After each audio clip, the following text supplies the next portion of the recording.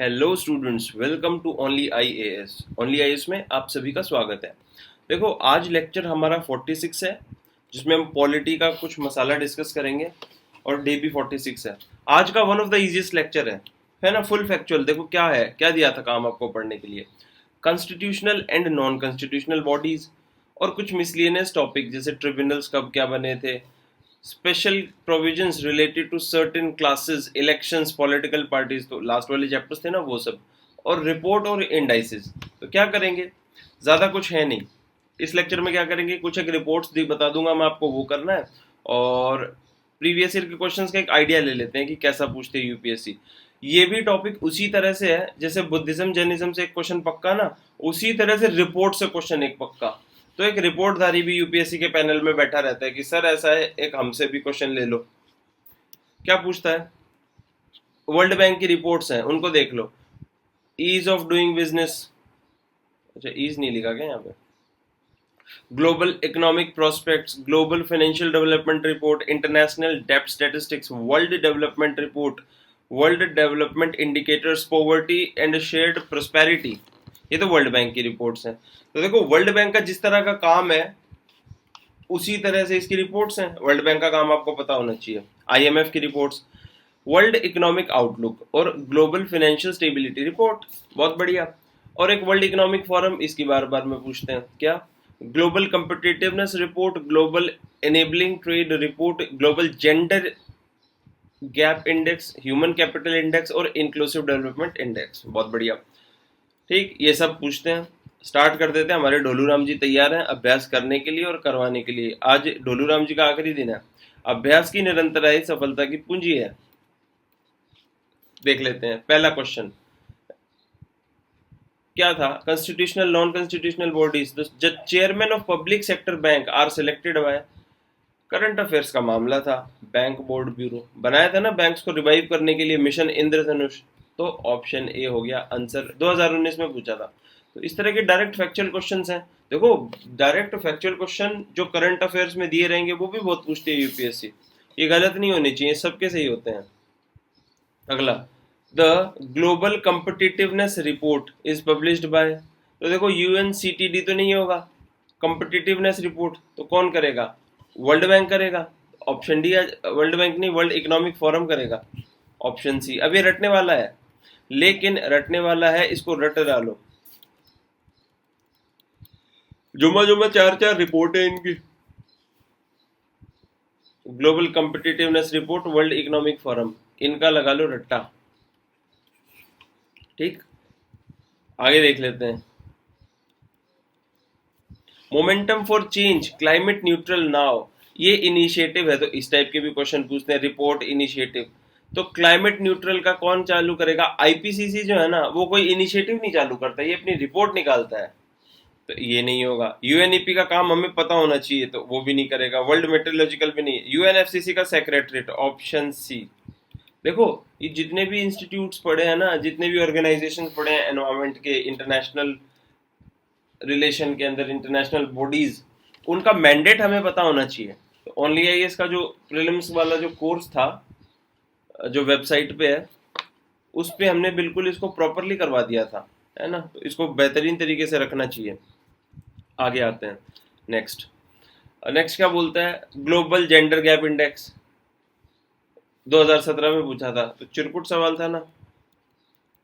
Global gender gap, world economic forum, बहुत बढ़िया।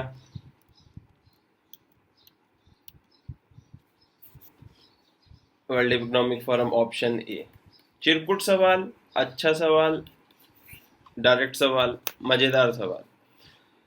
India's ranking in ease of doing business is sometimes seen in news, कौन निकालता है, who is the following has declared the ranking, world bank. Option C, 2016 में ये पूछ लिया था। आगे देख लेते हैं। Which one of the following issues the global economic prospect report periodically? Asian नहीं करता, यूरोपियन नहीं करता, यूएस फेडरल रिजर्व नहीं करता, वर्ल्ड बैंक करता है, ग्लोबल है ना। तो ऑप्शन डी, ये अंदाजे से भी कर सकते थे अपन, क्यों, ग्लोबल की बात हो रही है, एशिया यूरोप यूएस के करेंगे नहीं, तो वर्ल्ड बैंक कर सकता है। बाकी भी कर सकते हैं, लेकिन इनकी रिपोर्ट फिक्स है यार, तो पूछते ही है यूपीएससी, तो इसको सही कर देना चाहिए। अगला क्या बोलता है, which one of the following brings out consumer price index numbers for industrial workers. सबको पता है लेबर ब्यूरो ऑफिस, शायद इसका शिमला में है। Option C answer. सरल सवाल, एवरी टाइम वेरी वेरी सरल सवाल, फिक्स सवाल है रिपोर्ट वाले। अच्छा, कॉन्स्टिट्यूशनल बॉडीज से रिलेटेड क्या, world economic outlook. World economic outlook कौन निकालता है, 2014 में पूछा था क्वेश्चन, आईएमएफ निकालता है ना। न्यूज में भी बहुत रहता है और याद भी रहना चाहिए, तो ऑप्शन ए आंसर। पता नहीं आजकल यूपीएससी का ये टॉपिक भी पर्सनल फेवरेट हो गया है, 3-4 में से ही पूछूंगी, तो याद रख कर क्या जाना बेटा। आगे देख लेते हैं, जैसे देखो constitutional bodies, non constitutional bodies, executive authority से बनी हुई बॉडीज का डिफरेंस आपको पता होना चाहिए, है ना। संविधान में कौन सी बॉडीज लिखी हुई है, एक्ट ऑफ पार्लियामेंट से कौन कौन बनी है, एग्जीक्यूटिव एक्शन से कौन सी बॉडीज बनी है, तो ये समझ होगी और उसकी सारी तैयार करोगे। और समझ का सीधा सा तरीका है, लक्ष्मीकांत वाला पोर्शन है ना कॉन्स्टिट्यूशनल बॉडीज और नॉन कॉन्स्टिट्यूशनल बॉडीज, भाई साहब उसको बढ़िया से तैयार कर लेना। उससे बेस्ट तरीके से कहीं समझाया हुआ है नहीं किसी बुक के अंदर, है ना। वो चैप्टर है छोटे छोटे चिरकुट चिरकुट 2-2 पेज के, उनको बहुत बढ़िया से तैयार कर लेना, मजा आ जाएगा। तो क्या बोलता है इसमें, which of the following bodies do not find a mention in constitution. National development council बिल्कुल सही, इसका मेंशन कॉन्स्टिट्यूशन में है ही नहीं, तो ऑप्शन 1 जहां जहां पे नहीं है उसको काटो। Zonal council, state reorganisation act के बाद में जोनल काउंसिल तो बनी थी, लेकिन इसका कॉन्स्टिट्यूशन में मेंशन नहीं है ना, एक्ट ऑफ पार्लियामेंट से बनी थी, तो 3 जहां जहां पे नहीं है उसको भी काटो। फिर प्लानिंग कमीशन, भाई साहब प्लानिंग कमीशन उसको तो हटा ही दिया, 2013 का क्वेश्चन है, लेकिन इसका कॉन्स्टिट्यूशन में मेंशन नहीं था ना, तो 2 ऑप्शन जहां जहां पे नहीं है उसको भी काटो, तो सी भी कटा, तो ऑप्शन आया डी। चिरकुट सवाल था ना, मैं बता रहा हूँ आज का लेक्चर एकदम चिरकुट होने वाला है। आगे देख लेते हैं, सीएजी से रिलेटेड क्वेश्चन पूछा था। सीएजी कौन होता है, आर्टिकल 148 से 151 लिखा रहता है, friend philosopher and guide to public accounts committee, है ना, और इंडिया के पर्स को चेक करता है ना, हमारे बटुए को चेक करता रहता है। क्या बोलता है, in India other than ensuring that public funds are used efficiently and for intended purpose, what are the importance of the controller and auditor general office? Option 1, CAG exercise exchequer control on the behalf of the parliament when the president of India declares national emergency। अरे नहीं, option 1 जहां जहां पे काटो, बहुत बढ़िया। अब देख लेते हैं, अब देखो 2 ऑप्शन सही है और 3 देखना है, बाकी चौथा भी गलत हो जाएगा। जैसे एक गलत हुआ, while dealing with the audit accounting of government companies, CAG has certain judicial powers for prosecuting those who violate the law। अरे नहीं, ये भी कहाँ है। अच्छा, सेकंड ऑप्शन क्या बोलता है। अब थर्ड देखो, थर्ड अगर सही गलत है ना तो हमारा ऑप्शन आ जाएगा, information from CAG report can be used by investigating agencies. Can be बोल रहा है ना, जनरल स्टेटमेंट बोल रहा है, पक हमेशा सही होता है। Can be used by investigating agencies to press charges against those who have violated the law while managing public financing. हाँ बिल्कुल, सीएजी की रिपोर्ट पास हो गई तो सबको पता लगता है, ये तो यूज कर सकते हैं, ऑथेंटिक बॉडी है, तो 3 ऑप्शन है वो भी सही है, तो ऑप्शन सी आंसर, है ना। 2 तो सही है ही क्योंकि 3 सही है। CAG report on the execution projects और programme by the ministries are discussed by public accounts committee. तो देखो वो कॉन्स्टिट्यूशनल बॉडी कौन से काम करती है, ये सारी चीजें समझ में होनी चाहिए और इसके डायरेक्ट सवाल पूछ लेती है। एक और क्वेश्चन जैसे पूछा, फाइनेंस कमीशन ऑफ इंडिया से रिलेटेड, तो फाइनेंस कमीशन क्या करती है भाई, टैक्स का पैसा आया है, टैक्स के मनी को डिवोल्यूशन करती है सेंटर और स्टेट में अगले 5 सालों के लिए। It encourage the inflow of foreign capital for infrastructure development। अरे नहीं, it facilitate the proper distribution of finances among the public sector undertaking। नहीं, it ensures transparency in financial administration, वो CAG करता है, तो ऑप्शन डी आ गया, इनमें से कोई नहीं। ठीक, सरल सवाल, हर कॉन्स्टिट्यूशनल बॉडी से ऐसे ही पूछते हैं, 2011 में पूछा था। एक दो सवाल और देख लेते हैं और लेक्चर को वाइंड अप कर देते हैं। Central administrative tribunal was set up during the prime minister of Lal Bahadur Shastri. नहीं, आपके लिए आज का होमवर्क है, जो सेंट्रल एडमिनिस्ट्रेटिव ट्रिब्यूनल है ना, किस प्रधानमंत्री के टाइम पर इसका गठन किया गया था। कैट जो बनाई थी, देश के अंदर बिल्लियां तैयार हुई थी, अभी वो वाली बिल्ली नहीं है। पता है आपको कोर्ट और ट्रिब्यूनल के अंदर क्या डिफरेंस होता है, ये डिफरेंस आपको पता होना चाहिए, है ना। तो ये जो कैट का सिस्टम लेके आए थे, सीएटी, जो सीएटी कैट बनाया था, सेंट्रल एडमिनिस्ट्रेटिव ट्रिब्यूनल, किस प्रधानमंत्री प्राइम मिनिस्टर के टाइम पे बनाया गया था, ये आपको कमेंट में बताना है। तो लाल बहादुर शास्त्री जी के टाइम पे तो नहीं बनाया गया था, तो ऑप्शन 1 जहां जहां पे नहीं उसको काटो, काटा। अगला, the members for CAT are drawn from both judicial and administrative streams. तो बिल्कुल सही, ऑप्शन बी आंसर, ये वाला बिल्कुल सही है। तो आज के लिए होमवर्क भी दे दिया, कैट के बारे में बताना है। आगे देख लेते हैं। द इलेक्शन कमीशन 2017 का क्वेश्चन है, the election commission of India is a 5 member body. और देख रहे हो, हर बार इक्का दुक्का क्वेश्चन इन बॉडी से पूछ रही है यूपीएससी, या फिर इनसे मोटिवेटेड क्वेश्चन पूछ रही है। तो इलेक्शन में कमीशन जो है 5 मेंबर बॉडी है, अरे नहीं 3 मेंबर। तो ऑप्शन 1 जहां जहां पे उसको काटो, क्योंकि ऑप्शन 1 है गलत। Okay. Union ministry of home affairs decide the election schedule for conduct of both general elections and by election. अरे नहीं, मिनिस्ट्री कुछ नहीं करती, इलेक्शन कमीशन डिसाइड करती है। मिनिस्ट्री गई तेल लेने, तो ऑप्शन 2 भी काटो, 2 भी जहां जहां पे उसको भी काटो। इलेक्शन कमीशन रिजॉल्व्स द, वैसे तो देखो 3 ऑप्शन कट ही गए थे, और पहले ही देख लेते, 2 ऑप्शन काट देते ना, तो एक साथ ही तीनों एलिमिनेट हो जाते थे। तो ऑप्शन डी आ गया आंसर। क्या कि पार्टीज का election commission resolves the dispute relating split merger of recognised political parties, है ना। स्प्लिट और मर्जर का काम यही करता है, इलेक्शन कमीशन का काम ही यही वाला डिस्प्यूट निपटाना है। बाकी dispute high court supreme court में जाके निपटते हैं, पढ़ लेना इसको। पॉलिटिकल पार्टी क्या होती है, सॉरी हाँ, पॉलिटिकल पार्टी क्या होती है, नेशनल पार्टी, स्टेट पार्टी, सारी डेफिनेशंस तैयार होनी चाहिए। Representation of people's act 1950 and 1951, क्या डिफरेंस है प्रोविजंस के अंदर, कायदे से पढ़ लेना, है ना, बहुत इंपॉर्टेंट है वो। ऑप्शन डी आंसर हो गया। कुछ नहीं है आज के लेक्चर में, 20-25 मिनट में खत्म हो जाएगा। अगला क्वेश्चन क्या बोलता है, union territories are not representative in Rajya Sabha. तो एक बात बताओ, दिल्ली से 3 एमपी है राज्यसभा के, आम आदमी पार्टी ने भेज रखे हैं, ये क्या बात हुई, रिप्रेजेंटेशन तो है। यूनियन टेरिटरीज जो कि लेजिस्लेटिव असेंबली के साथ में है, उनका रिप्रेजेंटेशन है राज्यसभा में। तो ऑप्शन 1 जहां जहां पे उसको काटो, ये कटा।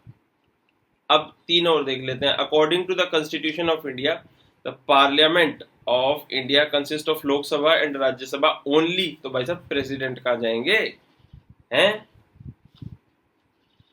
आर्टिकल 79 से 122 तक, 79 एग्जैक्टली 79 में लिखा हुआ है ना, बताना पार्लियामेंट की डेफिनेशन कौन से आर्टिकल में लिखी हुई है। प्रेसिडेंट, लोकसभा, राज्यसभा, उसमें इसके बारे में लिखा हुआ है। तो ऑप्शन 3 भी गलत है, तो 3 जहां जहां पे उसको भी काटो, तो ऑप्शन डी नन। दूसरा भी गलत होगा फिर, it is within the purview of chief election commissioner to adjudicate election dispute, है ना, उसके परव्यू में नहीं। इलेक्शन डिस्प्यूट्स, झगड़ा होगा तो कोर्ट में जाएंगे ना, ठीक। तो देखो ये मोटे मोटे तौर पे अपन ने सारे क्वेश्चंस कर लिए, है ना, इसी टाइप के क्वेश्चन पूछते हैं, इसमें और ज्यादा माल मसाला था नहीं, ठीक है। अब कर लेते हैं, ये आज अपनी लास्ट लेक्चर है। देखो 46th डे तो हो ही गया है ना, 3-4 लेक्चर और बचे हैं अपनी 50 डेज की सीरीज की, है ना। अपने साथ में आपका ये आज लास्ट लेक्चर है, बहुत बढ़िया लगा, ये जर्नी बहुत अच्छी थी। कोशिश की है कि आप चीज़ों को समझें बढ़िया से और कुछ आउटकम लेके जाएं, ऐसे नहीं कि है ना, हाँ लेक्चर चल रहे थे तो लेक्चर देखते गए। जो अप्रोच आपको सिखाने की कोशिश कर रहे हैं ना, उस अप्रोच को पकड़ो यार। थोड़े से कर लेते हैं बोल बच्चन। बोल बच्चन में कुछ बहुत काम की बात बताऊंगा, और आप ही के 1-2 सवालों के जवाब देने की कोशिश करूंगा। बुद्धा's एडवाइस, बुद्धा ने कुछ चीजें बोली, उसको याद रखना। देखो, यू कैन डाउट एनीथिंग, है ना, you can challenge anything. Buddha आया तो संशय आया, तो संशयवाद चला बुद्धा ने बोला था डाउट एवरीथिंग, किसी भी चीज को रूढ़िवादिता पे मान ही नहीं लेनी है अपने को, ऐसा ही होता है क्या। Don't accept something because you have heard of it many times, आपने बहुत बार में सुना है ऐसा ही होता है, ऐसा ही होता है, ऐसा नहीं होता है। चीजें प्रचलन में आपने बहुत बार सुनी है तो वो सही होंगी, मत मानना कभी। Because it has been believed traditionally for generations, इसका मतलब वो सही होंगी, मत मानना। Because it is believed by large number of peoples, बिल्कुल मत मानना। Because it is in accordance with your scriptures, नहीं। बिकॉज इट सीम्स लॉजिकल, नहीं। Because it is in line with your own belief, नहीं। Because it is proclaimed by your teacher who has an attractive personality and for whom you have great respect. कुछ भी हो, जब तक सत्य truth आपके experience पे नहीं उतर जाए ना, लिटरल ट्रुथ, तब तक किसी चीज को मान मत लेना। Accept it only after you have realized it yourself at the experiential level and you have found it to be wholesome and beneficial to one and all, then not only accept it but also live up to it। तो बुद्ध आया तो doubt आया, तो बुद्ध ने लोगों को doubt करना सिखाया। हमारा सिलेक्शन क्यों नहीं होता और क्या चीजें हैं, यूपीएससी की तैयारी बहुत टफ है, ये सब डाउट्स हैं भाई। यूपीएससी की प्रिपरेशन बहुत लॉजिकल प्रिपरेशन है और बहुत ही लेंथी प्रिपरेशन है, ये मान सकते हैं, लेकिन टफ नहीं है और ऐसी नहीं है कि इसको किया ही नहीं जा सकता। आपकी अप्रोच सही नहीं है, आपको जिस तरह से फीड किया जा रहा है, नहीं, उस तरह से आप इसको कर ही नहीं पाओगे। नो द सेल्फ, अपने आप को जानो, अपना हिसाब किताब समझो और यूपीएससी क्या डिमांड करता है उस हिसाब से पढ़ो, तब मिलेगी सक्सेस। कई स्टूडेंट्स का सवाल आ रहा था कि मैं ना बहुत ज्यादा पढ़ाई करती हूँ लेकिन फिर भी फेल हो रही हूँ हर बार 8-8 घंटे। तो भाई साहब नहीं कर रहे आप पढ़ाई, आप केवल मेहनत कर रहे हो, हम केवल मेहनत कर रहे हैं, हम गधे वाली मेहनत कर रहे हैं। मेहनत तो बहुत करते हैं सुबह से शाम तक, लेकिन थॉटलेस मेहनत कर रहे हैं। आप ये देखना कि आप प्रिपरेशन कर रहे हो, आपने सेल्फ एनालिसिस करके देखा, आपने कभी प्रीलिम्स के एग्जाम में फेल होने के बाद में ये भी चेक करके देखा कि मैं कौन से क्वेश्चंस गलत करती हूँ, किस तरह के क्वेश्चंस मुझे मुश्किल हो जाते हैं, मैं ये गलती क्यों, पढ़ने के बाद में भी गलत क्यों करती हूँ। डाउट रहते हैं, हम अपने आप को टेस्ट नहीं करते और सही तरीके से टेस्ट नहीं करते, तब हम गलत होते हैं। हम क्या है, बस सुबह से लेकर शाम तक हमारे मन के अंदर जो प्री कंसीव्ड नोशन भरे पड़े हैं ना, उसके हिसाब से बस पढ़े जा रहे हैं। पहले से पढ़ाई को लेके कोई एटीट्यूड बना हुआ है अपना, जो जिंदगी भर चल रहे थे, जिंदगी भर उसी तरह से पढ़ाई करते आ रहे थे, फिर से उसी तरह से पढ़ाई कर रहे हैं, तो होगा क्या, जो भी होगा सिलेक्शन बिल्कुल भी नहीं होगा। भाई देखो सीधी सी बात है, एक लड़की है, लड़की को इम्प्रेस करना है, तो लड़की को इम्प्रेस करना है तो ऐसे बिहेव करना पड़ेगा ना जिससे वो इम्प्रेस हो जाए। जाओ उसके सामने आप अपने हिसाब से बिहेव कर रहे हो और फिर भी रो रहे हो, देख भाई पढ़ती नहीं, मैं तो इससे इतना प्यार करता हूँ, इतना प्यार करता हूँ। भाई उसके लिए कोई मैटर ही नहीं करता कितना भी डेडिकेशन दिखा दो तुम। भाई ये दीवार है, यहाँ पर रख दी तुमने चेयर और इसी तरफ धक्का मार रहे हो, देखो चेयर खिसक ही नहीं रही, मैं पूरे दिन से मेहनत कर रहा हूँ। अरे दीवार है ना उस टाइम पे, या तो दीवार को हटा या फिर चेयर को हटा, साइड से ले जा। ये दीवार लगा रखी है अपन ने। जो यूपीएससी की रिक्वायरमेंट है ना, यूपीएससी की क्या रिक्वायरमेंट है, बेसिक नॉलेज है ना, और जिस टाइप के क्वेश्चंस आते हैं उनको समझने की कोशिश करो और उस तरह से आप अप्रोच बनाओ अपनी, ठीक, बस उस तरह से प्रैक्टिस करोगे, पेपर्स को एनालाइज करोगे, टाइम टू टाइम एनालाइज करोगे, किसको रटना है, किस चीज को कितना रटना है, कितनी मेहनत करनी है, कहाँ पर दिमाग लगाना है और कहाँ पर अपने टीचर की बात मान लेनी है, वो करती है यूपीएससी। और यूपीएससी की प्रिपरेशन में थोड़ा सा अपना एक रिसर्च वाला एटीट्यूड भी बनाना पड़ता है। जैसे कि कमेंट के अंदर स्टूडेंट लिखते ही रहते हैं, सर इस तरह से कर दो, मेंस के टॉपिक्स को छांट के दे दो, इंपॉर्टेंट टॉपिक्स आप करके दे दो। भाई हमने आपको अप्रोच बता दी, हमने आपको पढ़ने की समझने की अप्रोच बता दी, अब आप इतने खुद एम्पावर आपको होना पड़ेगा साहब। आपको सेल्फ एम्पावर इतना होना पड़ेगा कि आप अपनी प्रिपरेशन का गार्ड खुद लेके आओ। देखो जैसे ओनली आईएएस भी है, मेहनत करते हैं सब लोग, सारी बात बहुत अच्छी है, लेकिन at the end of the day है तो कॉमर्शियल वेंचर ही ना, है ना, पब्लिक फोरम पे काम कर रहे हैं, ज्यादा से ज्यादा बच्चों का बेनिफिट हो, लेकिन ज्यादा से ज्यादा यहाँ पर जिस तरह से आपको पढ़ा रहे हैं तो हम चाहते हैं सब ज्यादा से ज्यादा लोगों को फायदा हो। इंडिविजुअल आदमी को तो खुद ही सोचना पड़ेगा ना कि मैं इन चीजों को कैसे यूटिलाइज कर सकता हूँ। हम इस तरह से बनाते हैं, एक जीरो लेवल पे बच्चा प्रिपरेशन कर रहा है उसको भी समझ में आए, एक मिडिल लेवल पे उसकी प्रिपरेशन हो गई है उसको भी, और एक उसकी प्रिपरेशन है एंड लेवल पे आ चुकी है, बस उसको थोड़ा सा धक्का चाहिए। कुछ लोग बोलते हैं ना कि सर ये बोल बच्चन करने से डिस्ट्रैक्ट हो जाते हैं हम लोग, ऐसे मत पढ़ाई कीजिए। भाई सब तरह के बच्चों को लेना पड़ता है, उसके लिए आपको सीधा सा रास्ता ये बताया हुआ है कि अब आपको डिसाइड करना है कि आपको अपने रिसोर्सेज को कैसे यूटिलाइज करना है। वीडियोस को जल्दी जल्दी भगा के देखो, स्किप कर दो इन चीजों को, तो आपको अपनी समझदारी रखनी पड़ेगी ना। At the end of the day आप ही अपने आप काम आओगे। आपकी कृतज्ञता है कि आप अपने सक्सेस का जो वो क्या बोलते हैं क्रेडिट किसी और को दो, लेकिन सच्ची बात बता दूं, you are totally responsible for your success and failure, है ना। You are the master of your destiny. तो बस इस चीज को आपको ध्यान में रखना है और सेल्फ एम्पावर्ड बनना है, तब जाके सिलेक्शन होगा। तब बता रहा हूँ 7 घंटे 8 घंटे भी नहीं, 4 घंटे भी पढ़ेंगे ना, लेकिन कायदे से पढ़ेंगे, तब होगा सिलेक्शन, तब होगा फायदा, है ना। एक प्लेसमेंट के हिसाब से पढ़ो, जो जितना पढ़ना है उसको पढ़ो, प्रॉपर चीजों का रिविजन करो, है ना। माइंड से एंग्जाइटी निकालने के लिए कुछ कुछ प्रैक्टिसेस करो, जब भी टाइम मिले तो मेडिटेशन वगैरह सीख के आना, हेल्दी लाइफस्टाइल रिटेन करना, ठीक।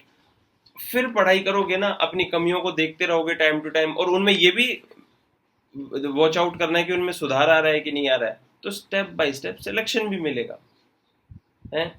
भाई जिंदगी क्या है, पहलू पे पहलू गुजर जाने का नाम, और मौत क्या है, पल भर में ठहर जाने का नाम।